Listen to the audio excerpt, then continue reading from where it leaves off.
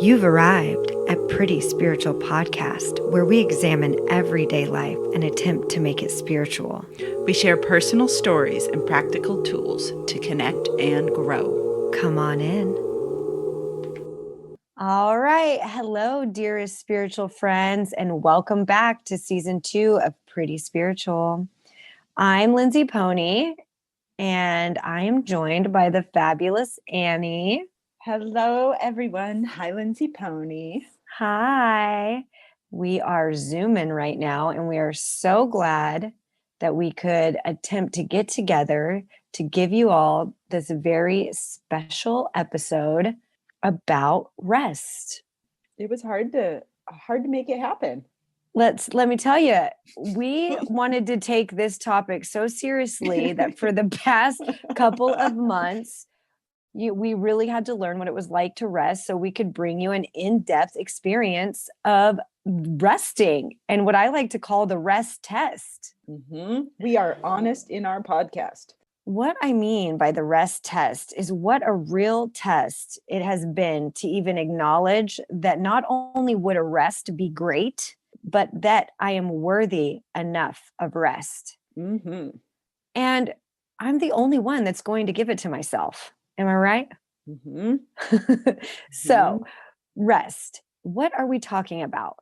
Firstly, I want to address our culture of unrest. Obviously, the pandemic and politics are easy places to lose sleep and be lost in anxiety. I also want to bring into consciousness the hustle culture that ascribes our worth is contingent on our productivity. The incessant tug of do more, be more yesterday. It's no wonder many of us are suffering burnout, believing we need to do more to be more. Today, we're hopeful to untuck the idea that there are moments of rest we haven't tapped into yet. We are going to ask the question, where are we not resting? Where are we tiring ourselves out in moments we could find the sacred pause?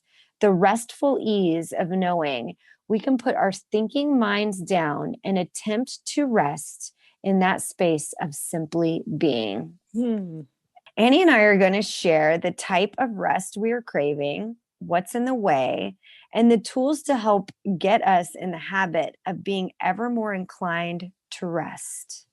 Annie, would you love to start us off? Oh, please. I would love it. Oh, good.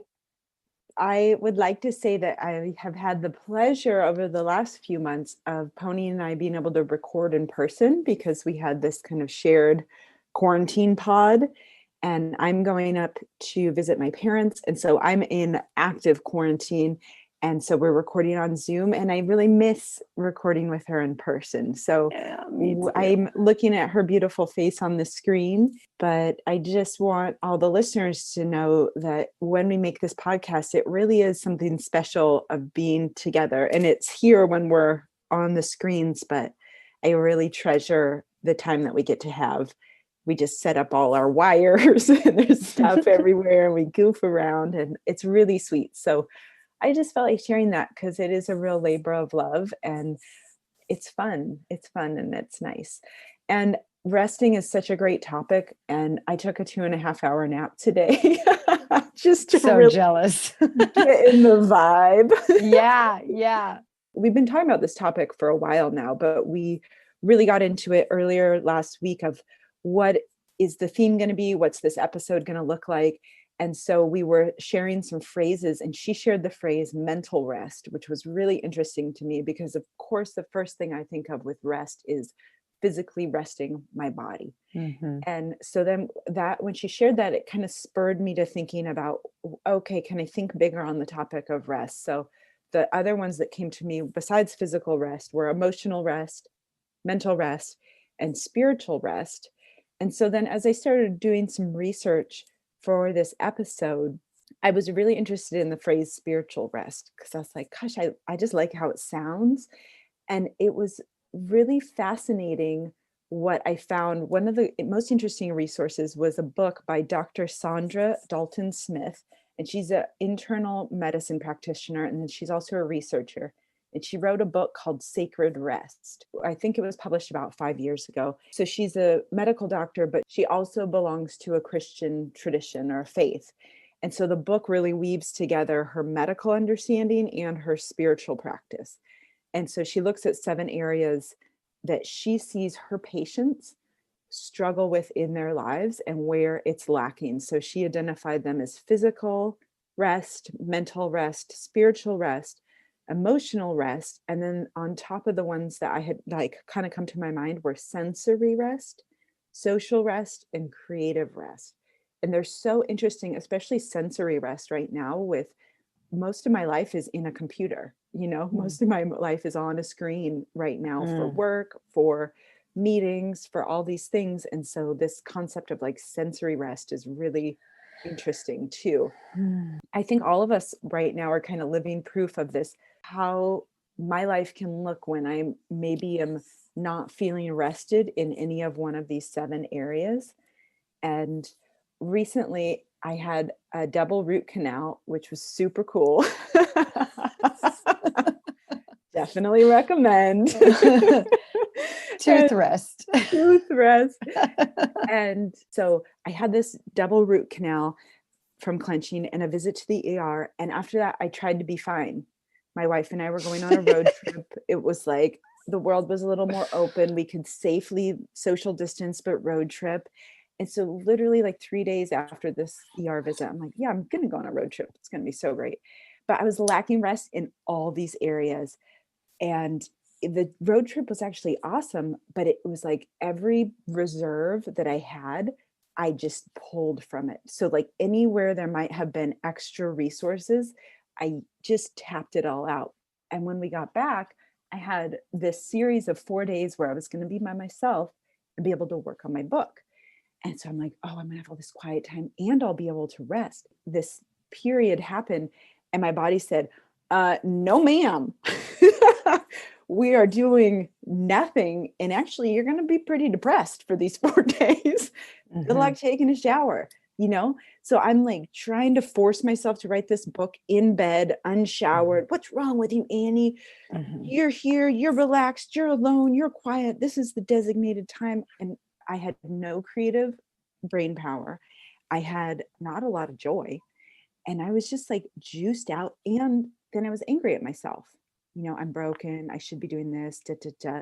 After this intense year of everything that's been happening with 2020, it was like this complete physical crash. My body will actually give out unless I nurture it with some rest. So the part that I want to talk about in the tools, because as I began researching these topics and like thinking of the idea of a physical crash, but also like a spirit crash, because that's what it really felt like. I was I felt despondent, like I was full of sorrow in every cell of my body. And that sounds so dramatic, but it was I was like a sponge that was just so not wrung out, but like full of sadness. Gosh, I'm really tired. So my metaphors are lacking. They're great. But so researching this, the one that really caught me was the idea of spiritual rest. I can easily make a mental picture of what I think these different types of rest are and what they mean. But the idea of spiritual rest, as I started researching it, the only areas or people writing about this topic were from the Christian tradition, which was so interesting to me. And I don't belong to any organized religion, but I love that there are so many people who practice so many things and that I am free to adopt different practices that work for me. And so within this tradition, and just in my very minimal research, surely I am not any kind of expert, but the concept is that people can be replenished in spirit. So like in their sense of heart, their inner ease, their trust in life, their, as Pony calls it, their well inside, by resting in God. If for me, how that might apply is how could I rest in my own higher power, my own conception of a higher power? What I took from the things that I read was people having this quiet communion almost, or time, and that it filled them with ease. and love and well-being. And I was like, wow, that sounds really nice.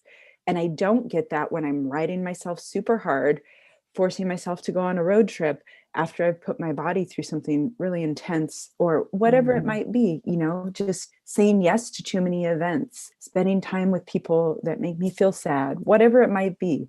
So I'm going to share about that in the tool section. And then I also just have some really easy practical tools. Thank you for listening and thank you for letting me share. Of course. That's what we do in this podcast. We completely share our insides. So excuse me while I undress in front of everyone right now. That's how I feel. I get so cringy at any type of word of organized religion. Oh, it's so hard for me to listen. And so I love it when my dearly beloveds bring it up because I get to kind of soften a bit. It feels so much easier to hear from you, and then maybe I can soften around my old hangups about how I was hurt in those ways and be able to like pick and choose about what could be useful for me today, right? Like I don't have to take all of that. I can take what works. And what reminded me is in with Buddhist traditions, they talk about taking refuge in the Dharma, right? So we take refuge in learning about ourselves. Yeah. So that's kind of what that spiritual, because I wasn't understanding, like spiritual rest. What does that even mean? And then after you start talking about that, I'm like, oh, right. We get to take refuge in our community and in what we learn. In a really You are. simplistic way, I love thinking in visuals, and just a super simplistic way that I was envisioning having an actual plug-in to an energy source. In human terms, I'm plugging into a battery and I'm being recharged, and then I can go out and travel around in the world, and then I can come back and plug back into this huge power battery source, but in a spiritual way. Yeah. Yeah. Like faith is, we could take refuge in faith, but I haven't been able to yet. Getting closer, maybe. But it's so fun because I feel like both you and I talk about this. This is part of our journey, and it's okay if it doesn't make sense. And maybe the beauty and like the power comes in the practice, even when I'm uncertain. Yeah, that's so nice. I am going to talk about First, I'm going to start off with my biggest craving for rest that I've recently uncovered is the lost opportunity I give away to mistrust of self and self-doubt. It's elusive and conditioned, and I don't even recognize that I'm doing it. I spend so much time berating and hating myself. This is the biggest thief of my unrest. What's in the way, I think, is my lack of self-awareness in this arena. And that's the big kicker. For me, I'm sharing about this right now because I get little glimpses of where I see that I have a lot of mistrust of myself, so much self-doubt. I will know that I can heal myself and get better. And then as I've used that power and like am moving towards a goal, I'll go, well, maybe, and then it just like all of the energy, everything sucks out. And I'm just learning about this in therapy. My therapist is actually she's really been helping me. So I just I'm like paying respect and tribute to these big things that I know I'm losing some real deep internal rest over. And so I wanted to share about that. And then I was going to share some other ways that I'm not resting in the abstract. So noticing ways I told myself I was resting is doom scrolling. I recently Love that phrase. Yeah, doom scrolling. So most social media really has not felt nourishing to me, but I just keep scrolling and going back to scrolling and thinking I'm giving myself this time to like rest and reset, especially while all this stuff was going on. I would feel so bad afterwards, but I wasn't making the connection because this was my quote unquote time to rest or distract myself or completely lose 30 minutes or something. So I wanted to bring up doom scrolling. And then I wanted to also talk about other ways that I lose rest, doing a bunch of planning, getting a bunch of chores done, planned resting on vacations. Love that one. I'll rest when I get that vacation. Deferred rest. Yeah. The lie that I often tell is I'll rest when I get this done. So all the while I'm tormenting myself, I'm too tired. I broke I'm trying to hang up some plants. I've got this really nice staple gun. I'm using it. Like I haven't felt well in a while, but like I'm gonna get this done. The staples get stuck in there, and I am like trying to forcing, pushing, shoving, just like and luckily my partner was like, you could maybe take a break. But that's what I mean. I'm like, I'll rest when I get all my plants put up. It's leaves fixed. That's after that when I can't, I'm torturing myself. And I actually don't work well in those conditions. With power tools. That's that's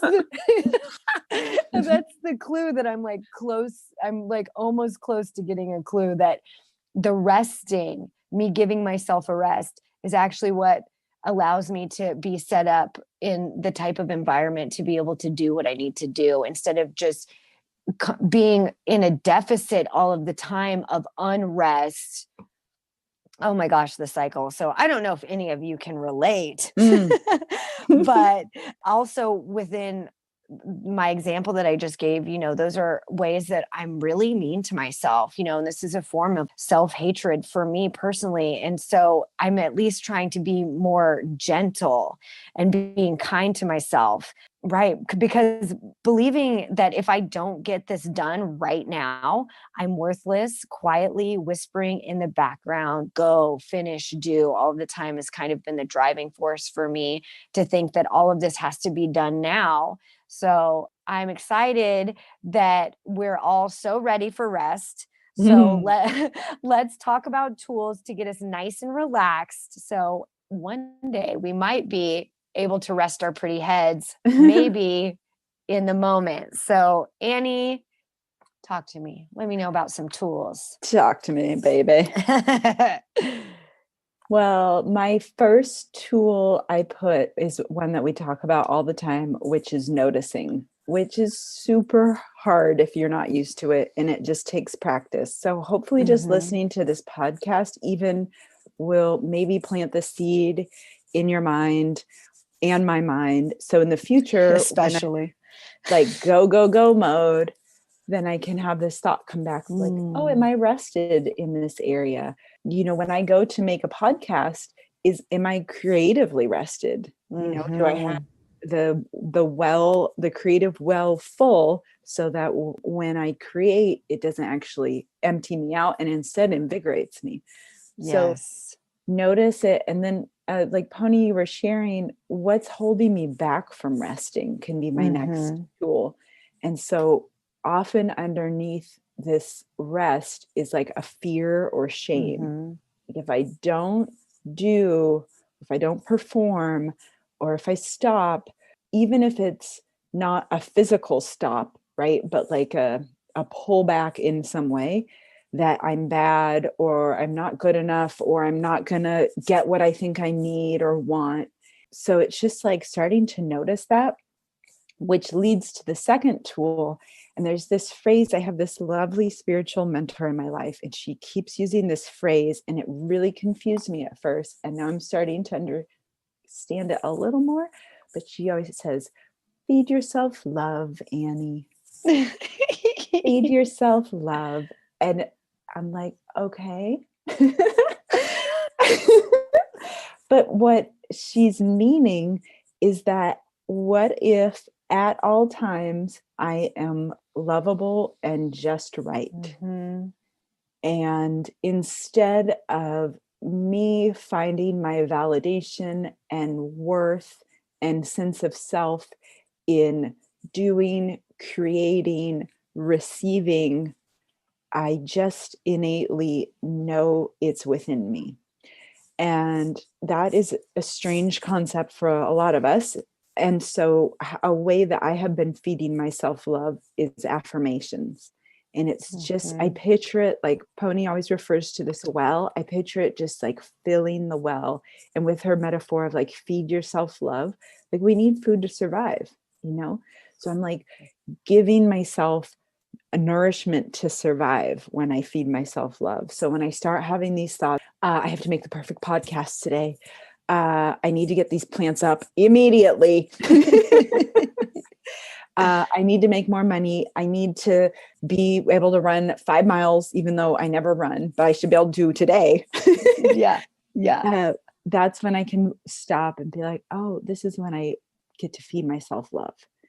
And so the next step, so the third step for me in this is having the bumper rails set up. Like when you go bowling and you're a little kid and they put the little rails in, they're like, your ball cannot go in the hole. I mean, you won't fail. So it's like, I just put these little bumper guards up in my day to kind of like help bounce me back towards the middle. So I put little post-it notes places. Like I have a little post-it note on my desk that says, I can see it right in front of my computer screen. It says, my higher power loves me unconditionally and continuously. So it's like that's a Mhm. little mental bumper rail to go back of like, Yeah. oh, like I'm loved. I am lovable. I am Mhm. loving. And then Mhm. this comes back, oh, it's okay for me to be just as I am, which also means resting is really reasonable. Mhm. And other bumper guards for me are gutter bumpers. I don't know what to call them. You guys get the Yeah. picture. Yeah. Is just having a regular prayer and meditation practice that for me kind of helps. There's this meditation person I found recently on Insight Timer. They go by Theta Thoughts. And they have a ton of affirmations meditations. And I've been walking around in my house with headphones on while I do different tasks or if I'm creating something. And I will just play one. One I really like right now is called Awaken Consciousness Affirmations by Theta Thoughts. And they're just really soothing. And I'm like, Love oh, it. yeah, it's like rests my mind and Mhm. they nourish my spirit, and it also feeds that love of like, Mhm. oh, it's kind of filling up my well. And then the last tool I have is just discovered it, the concept of it, researching for this is experimenting with this idea of spiritual rest.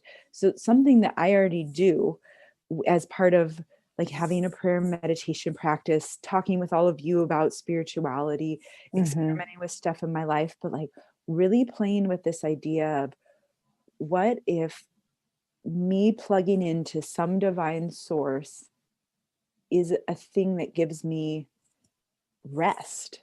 Like Mhm. if it feeds me, it creates a sense of ease and safety. And so maybe those are all things I've thought of in kind of like disparate little silos, but what if I put them all together and I say, oh, when I go and I, do a short quiet meditation, or when I stand outside and in the sun and I just put my hands on my heart, like, what if that is spiritual rest? And that's actually an action I'm taking to recharge my battery. And like maybe even just thinking of it in that way will incorporate more rest into my life. I don't know. Mhm. I'm going to mess with it. Yeah. Awesome. That sounds so sweet. For my first tool, this is personal to me, and I'm hopeful that you'll experiment with it. But just like Annie was talking about affirmations, I find one affirmation that just makes my whole body and mind just take a huge exhale. And so, for an example, for me, mine that really works out really well that I say all the time is I've done nothing wrong. And Oh, it sweet. feels, it's like what I've always wanted everyone to tell me because I show up like feeling like I've really, I'm bad. I've Yeah. done something wrong. Mhm. And once I started to realize this, and then I found out that I could say it to myself, and I just felt this huge wave of like, oh, and it really kind of like set the tone for me to be able to be gentle and go slow. So I always want to say, this personal experience of spirituality, which is like taking a step into your own spirit, is going to be an adventure that only you can take yourself on. So Mm-hmm. it won't be surprising if this doesn't make you relax. it's my it's my affirmation. So I really encourage anyone that feels like this is something that they wanted to do that could be nourishing for them, to find your affirmation and your mantra that can really soothe your being. So Mm. that's my first thing. And so to set the mood, that's how I kind of set my own mood, right? I know what I need to say to myself to even kind of be like the thing that like can really turn the lights into mood lighting, you know? And that's I what love that, mood lighting. yeah, me too.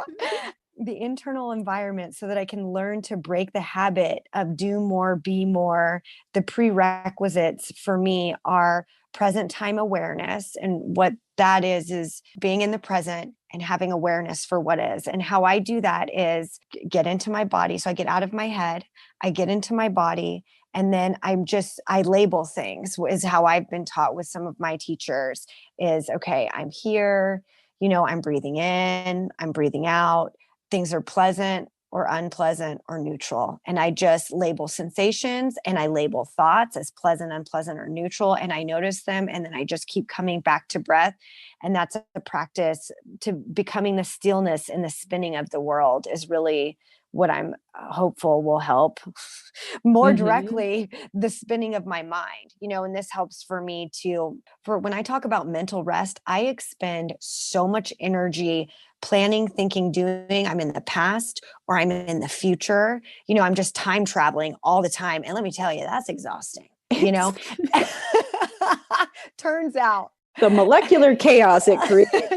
Can you imagine just all the time doing this? So, Mhm. getting to come back to present time awareness is a really great opportunity to help me get centered. And from what I can tell, it's going to take more than decades for me. So I just little bit by bit here, I just keep finding the simple ways to do it, making it a game is how I do this. So deep breathing is I'm always going to talk about breathing, and my favorite breathing exercise right now is just taking a really big inhale for 5 and a Mhm. nice exhale for 5, and doing 5 rounds of that really helps me to see how fast my thoughts are spinning and how I'm stuck in my head, and how to get back in my body and how to be with what's here so that I can help the planning, the thinking, the needing to be more and do more. I can help slow it down. Oh, I just love breathing because it's a portable tool and nobody really knows how you're doing it, when you're doing it, and what you're doing. And it does the most amazing stuff. And we talk about meditation, which at this point I'm labeling holy rest, Ooh, I love that. I know. I've been so cranky about it for so many years. And recently, especially coming in with this, that's how I've been looking at it. I put on my special light and I get my special bolster. I do whatever it takes for me to get in there and do whatever that meditation needs to look like. And like I said, I've been using that Portal app because sensory is really big for me too. I need to be off of a screen. I need to put Mhm. myself somewhere else. And this really helps me do it when I set the mood lighting.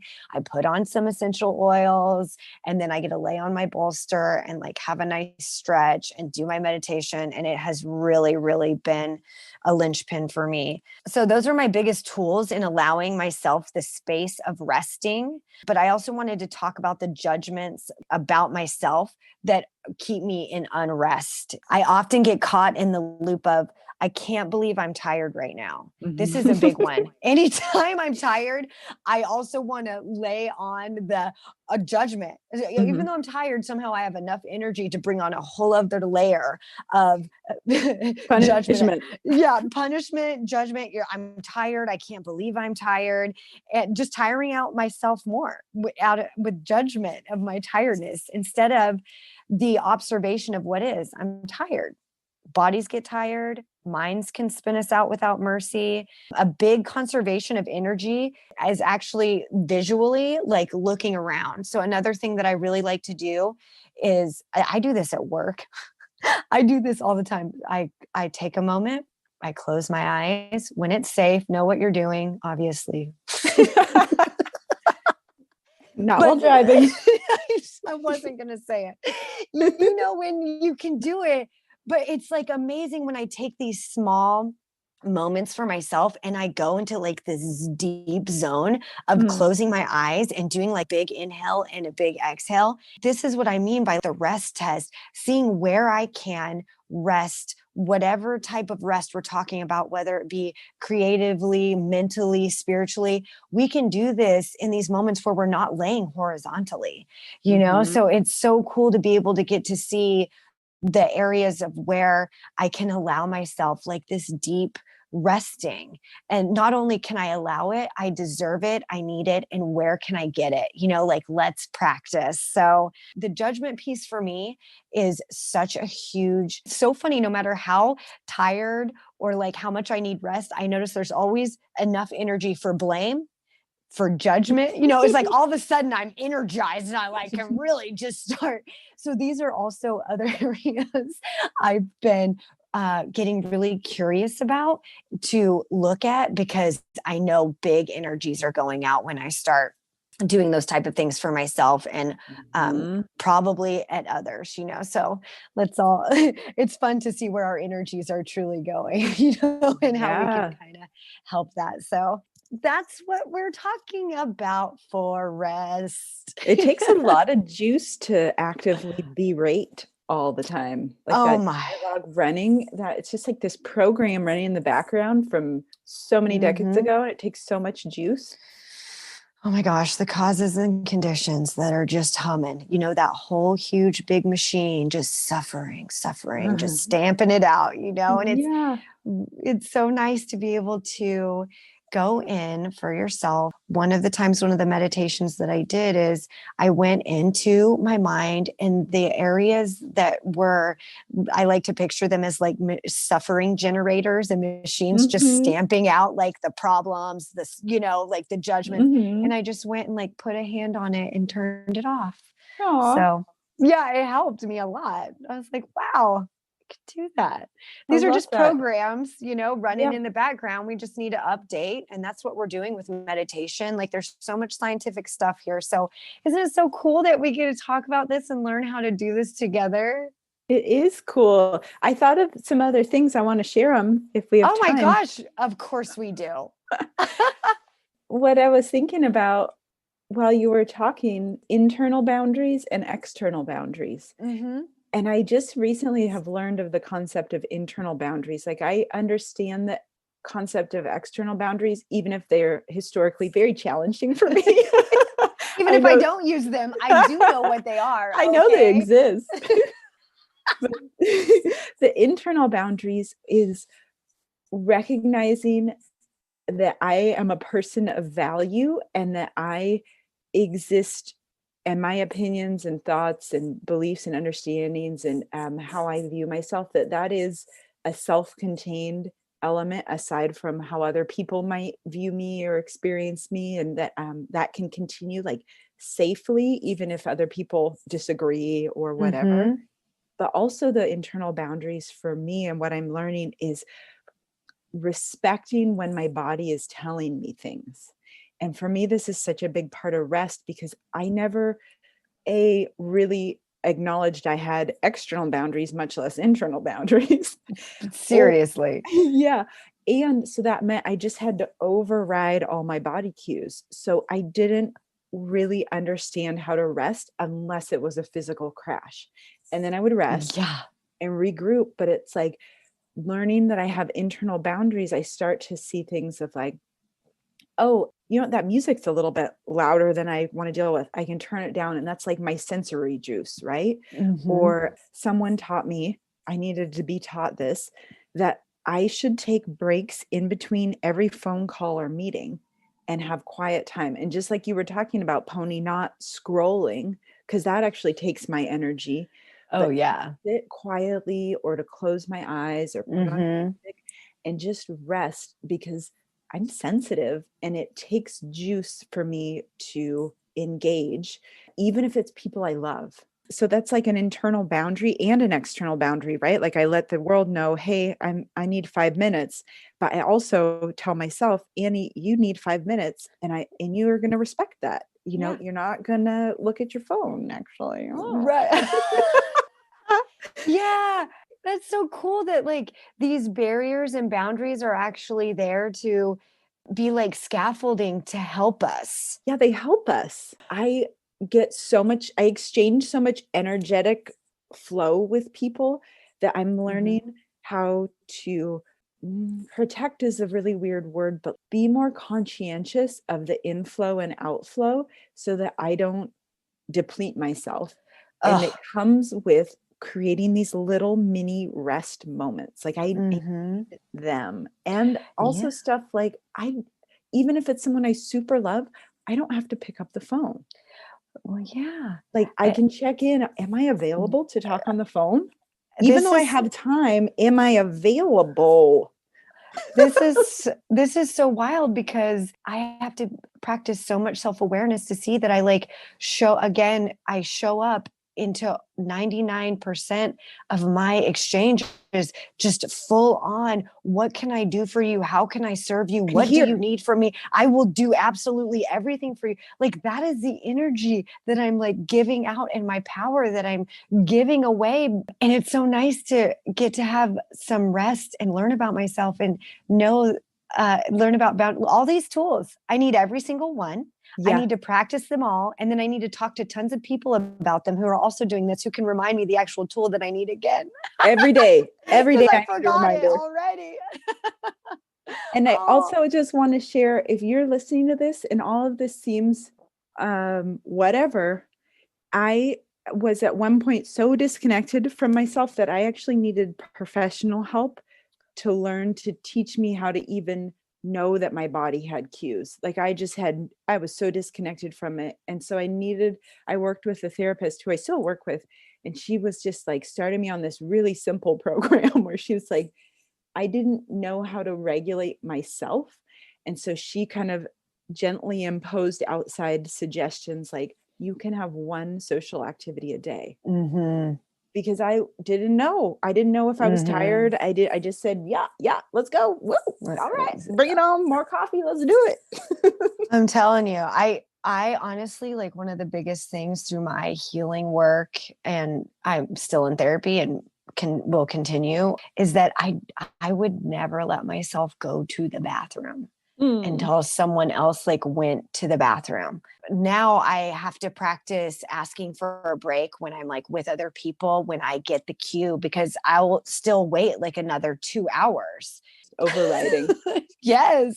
So, wow, it's amazing all the little areas we can look at and get to see that are there if we're so lucky. Love that self-awareness, getting so close. So, oh, well, thanks so much, everybody. If it feels nourishing, why don't you find us on the social medias if that feels right? And if you want, you could review us if you're already there. I mean, why not? But honestly, just take a break and rest for a moment. That's what I think, just for yourself and for those around you. Yeah, that's so sweet. Yeah, that's it. We love Night ya. night, Night night. everybody. Bye. Bye.